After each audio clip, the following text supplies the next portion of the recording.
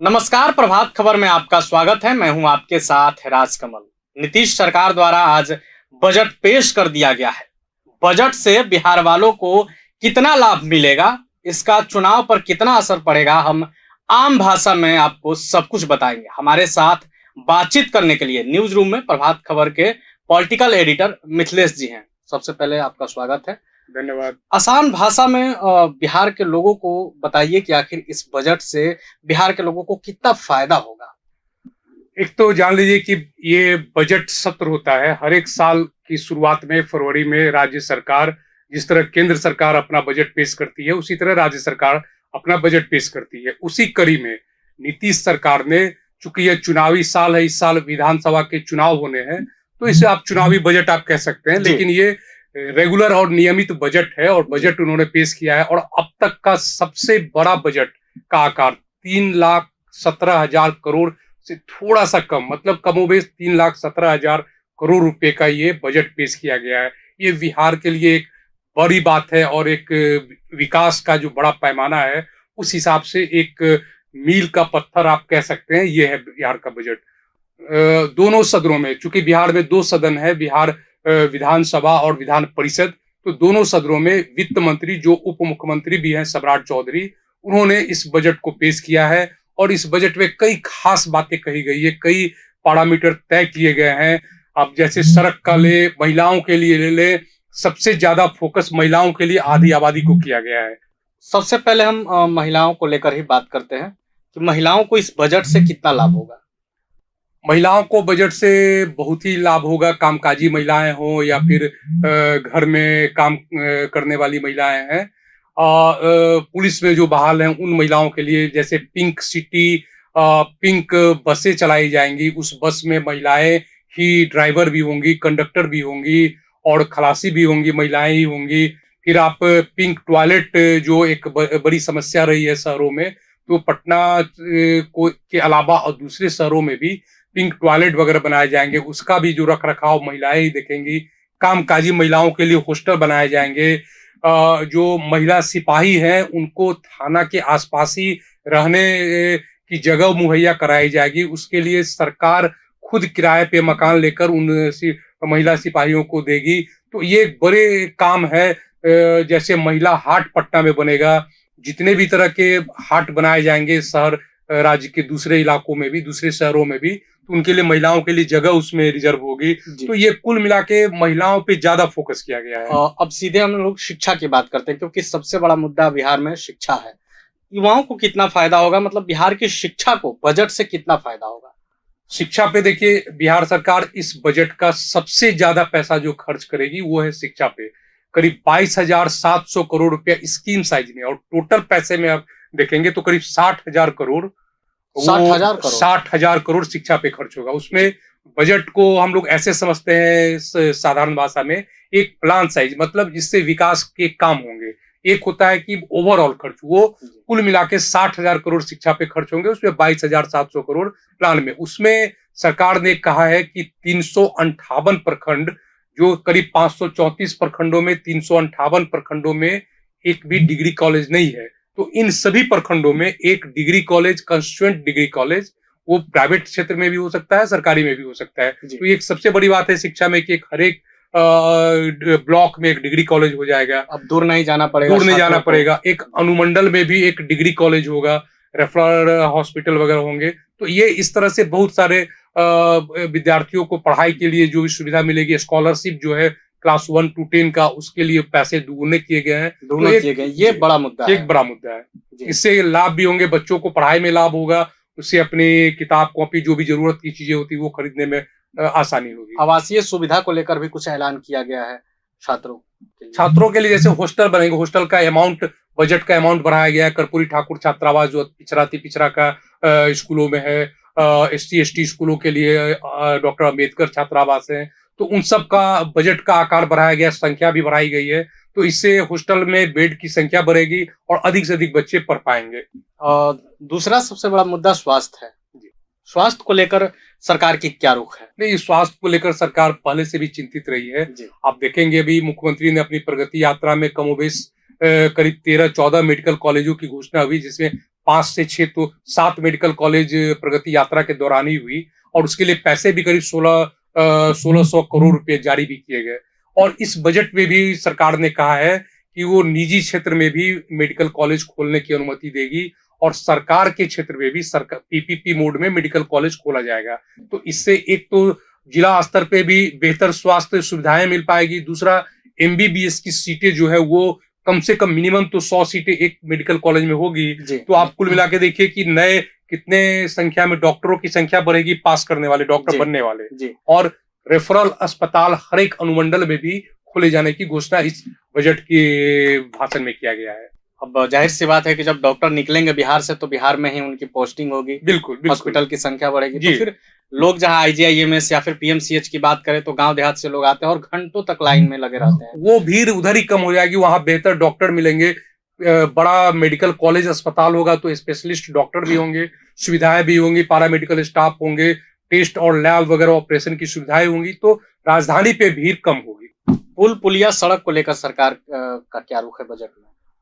एक तो सरकार के सबसे बड़ी बात यह है कि राज्य सरकार ने, आपको याद होगा कि हम प्रभात खबर के पाठकों को, व्यूअर्स को बताएं कि अभी तक सरकार इससे पहले थी कि हर एक जिला मुख्यालय से 6 घंटे में पटना पहुंचने का प्रोविजन, इस तरह सड़क बनाई जा रही है। अब सरकार ने उसको किया 5 घंटे का। अब जो इस बजट भाषण में जो सरकार ने अपनी प्राथमिकता तय की है, उसमें 2027 तक 4 घंटे में किसी भी जिला मुख्यालय से पटना पहुंचने का लक्ष्य रखा गया है। और इसके लिए 4 घंटे में आप किशनगंज से चलें या दरभंगा से चलें या आरा तो नजदीक है, दूरदराज सासाराम से चले, आप औरंगाबाद से चले, चंपारण से चले, ये 4 घंटे का प्रोविजन लक्ष्य रखा है। और इसके लिए सभी जिला मुख्यालयों से पटना के लिए 4 लेन सड़क की अनुमति कनेक्टिविटी दी जाएगी। इससे भीड़ भी कम होगी, और भीड़ भी कम होगी, आने जाने का आवागमन जो है वो सुगम होगा। दूसरी सबसे बड़ी बात है कि जो रोजमर्रा की जिंदगी जीते हैं, रोजगार करते हैं, उनके लिए तो आसान हो जाएगा। बिल्कुल उनके लिए आना जाना सुगम होगा, सामान मंगाना सुगम होगा, बाजार में जाना सुगम होगा, बाजार मुहैया उनके लिए इजीली होगा। ये एक बड़ी बात। ये तो हो गई बजट, आम भाषा में बिहार वाले समझ गए, लेकिन इस बजट का चुनाव पर कितना असर पड़ेगा, इस पर हम लोग थोड़ा सा फोकस डाल लेते हैं। देखिए, चूंकि सरकार चुनाव में जाएगी, चुनाव होना ही मतलब है ही, चुनाव होना ही है, तो चूंकि पॉलिटिकल पार्टी है तो पॉलिटिकल पार्टी अपने हिसाब से भी कुछ तय करती है। तो निश्चित रूप से जो इन घोषणाओं का एक देखा जाएगा कि जैसे इस सरकार नीतीश कुमार के शासन के करीब 19.5 साल हुए हैं, तो इससे पहले जो सरकारें थी उस पीरियड का बजट आकार क्या था, उसमें इंडस्ट्री का क्या था, रोड का क्या था, तो वो उस हिसाब से आप देखेंगे तो इससे बहुत बड़ा एक आकार दिखता रहा है। तो इसका कमोबेश फायदा तो चुनाव में मिलेगा ही। आम जनता जो वोट करने जाएगी तो वो तो हर चीज को तौल के ही अपना वोट करती है, तो कहीं ना कहीं फायदा तो मिलता दिख ही रहा है। या फिर आने वाले वो आप ये भी कह सकते हैं कि ये जनता को तय करना है कि ये बजट का आकार, विकास की योजनाएं, विकास की जो परिभाषा है उसको वो किस तरह लेती है। लेकिन चूंकि चुनाव आने वाला है तो आप चुनावी बजट भी इसे कह सकते हैं, इसमें कोई इनकार नहीं है। कह सकते हैं, और कहीं ना कहीं महिलाओं के लिए, महिलाओं को नीतीश कुमार का साइलेंट वोटर माना जाता है। हाँ, ये बात है। जो चुनाव में जो पिछले कई चुनावों का हम परिणाम देखेंगे तो बड़ी संख्या में महिलाएं, चाहे वो शराबबंदी के कारण हो, चाहे महिलाओं को पंचायती राज व्यवस्था में आरक्षण का मामला हो, चाहे नौकरियों में मामला हो, जीविका दीदी के प्रचार प्रसार का हो, तो महिलाओं में एक खासा एक उत्साह रहता है वोट करने का। तो अभी के बजट में जो महिलाओं के लिए व्यवस्था की जा रही है या की गई है, तो उससे कहीं ना कहीं महिलाओं को एक लाभ होगा ही, वो एक आधार भी बन सकता है वोट का। और दूसरी चीज की, जहाँ एक तरफ कहा जा रहा है कि छात्रों में नाराजगी है, लेकिन जिस प्रकार से शिक्षा को लेकर इस बार बजट में देखा गया है, उस लग रहा है कि फिर छात्र कहीं ना कहीं फिर नीतीश सरकार की नहीं, नाराजगी की बात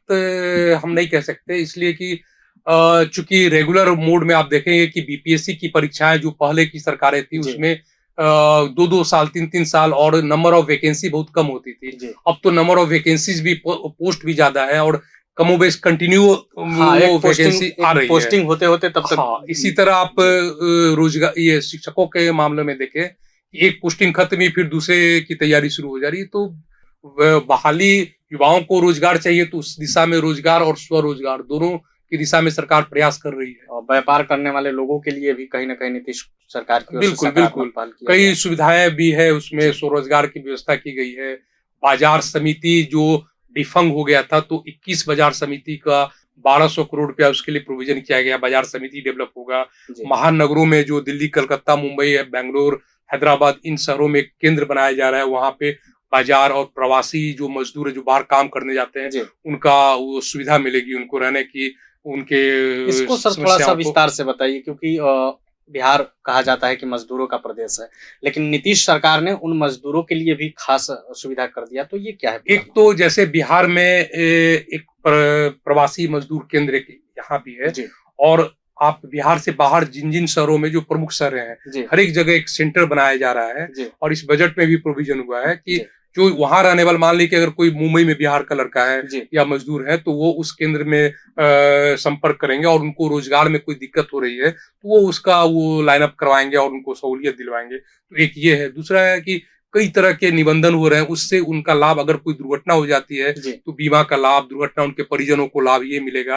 ये सारी बहुत सारी व्यवस्था इस बजट में हाल ही में देखा गया कि उत्तराखंड में सुरंग हादसा हुआ, जिसमें कि उससे जो लोग प्रभावित हुए, उनके परिजनों को, उनके परिवार को सरकार अपनी तरफ से सुविधा देगी कई तरह। सबसे बड़ी बात है कि जहाँ पहले लोग मुंबई, दिल्ली में जाते थे, फंसते थे, बाद फिर बिहार की ओर देखते थे, लेकिन अब वही देखना है, बिहार सरकार द्वारा वही व्यवस्था किया जा रहा है। अभी इसी बजट में आप देखेंगे कि कई शहरों में व्यवस्था की गई है, जिसमें आप उन शहरों का नाम आप देखें तो कई, हैदराबाद, बेंगलुरु, मुंबई, दिल्ली, एनसीआर, कोलकाता, गुवाहाटी, सूरत, लुधियाना, कोयम्बटूर, चेन्नई, जहाँ बड़ी संख्या में बिहार के मजदूर जाते हैं। इन शहरों में पूरा एक कमांड सिस्टम एक बनेगा, जो प्रवासी मजदूरों को, प्रवासी बिहार के लोगों को एक उनके जानकारी भी होगी, और उनको क्या दिक्कतें हो रही है तो वो सहूलियत भी दिलवाएंगे। बजट की पोटली से किसानों को क्या क्या मिला? किसानों के लिए तो एक बड़ी बात है कि एक तो बाजार समिति होगा, दूसरा की जो बिहार में अब तक जो दलहन की फसलें थी, वो उसकी खरीद बहुत ही कम मात्रा में थी। तो इस बार बजट में ये हुआ कि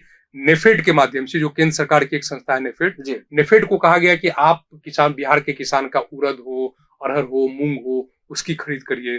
फिर आप सिंचाई की व्यवस्था के लिए बहुत सारे पैसे व्यवस्था प्रबंध किए गए हैं। सिंचाई की सुविधा मिलेगी, बिजली कनेक्टिविटी जो इजी होगा, किसानों को फीडर के बिजली, अलग से कृषि फीडर है, तो ये एक बड़ी बात है।